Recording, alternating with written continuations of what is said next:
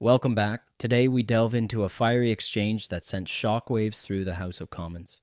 I'm QuikPolitics, and if you find this content engaging, don't forget to hit that subscribe and like button, as your support truly helps the channel grow.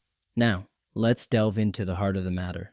Conservative leader Pierre Poilievre unleashed a brutal critique on Deputy Prime Minister Christia Freeland, sparking intense debate over the government's economic policies. Pierre Poilievre didn't hold back, slamming Freeland over her support for Trudeau's carbon tax.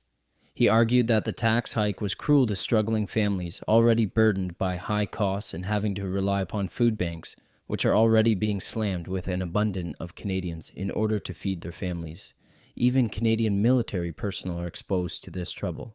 Since Conservatives are fighting to axe the tax, build the homes, fix the budget, and stop the crime, this Prime Minister is promising a cruel April Fool's Day joke, a 23% carbon tax hike on food, gas, and groceries. This at a time when the Prime Minister has forced 50 families at CFB in Gagetown, military families, to go to food banks. 2 million Canadians every month going to those same food banks. 8,000 as part of a Facebook group where they share tips on eating out of dumpsters.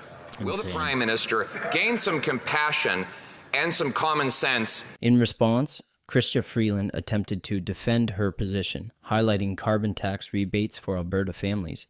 But her rebuttals fell short as Pierre Poilievre relentlessly pressed her for answers. She just brags that Alberta families will get $1,800, but according to the Parliamentary Budget Officer, the carbon tax will cost Alberta families $2,943. The Prime Minister takes away $2,943 and gives back $1,800. Mr. Speaker, it's almost like he's a bank robber who thinks that he's virtuous because he tips the teller on the way out the door. Christia Freeland felt the pressure and did what any other Liberal member does, and red herrings the topic to frivolous programs that Liberals feel are important to Canadians.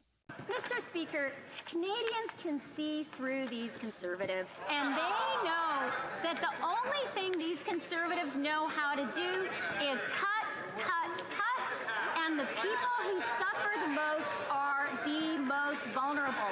They want to cut the Canada Child Benefit. They do not support dental care, which is helping the most vulnerable among us.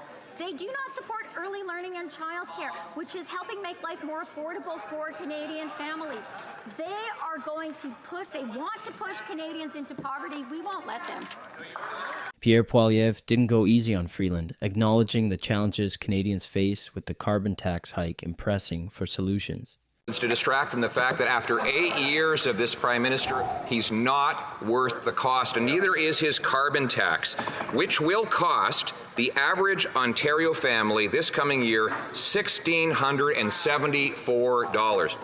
$1,674 for a middle-class family that's lined up at a food bank, not able to feed themselves or pay their heating bill. Will the Prime Minister give his head a shake, cancel his cruel April Fool's Day joke, and spike the hike? The exchange exposed deeper concerns about economic mismanagement and job market woes. Citizens are feeling the pinch of inflation and unaffordable living costs, leading to growing despair among the population, with many lining up outside in the cold weather for any chance of a job or food security.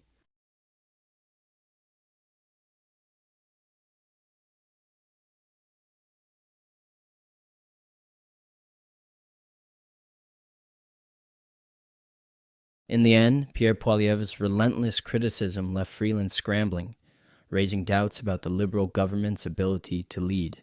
The call for change grows louder as Canadians demand fiscal responsibility and real solutions to their struggles.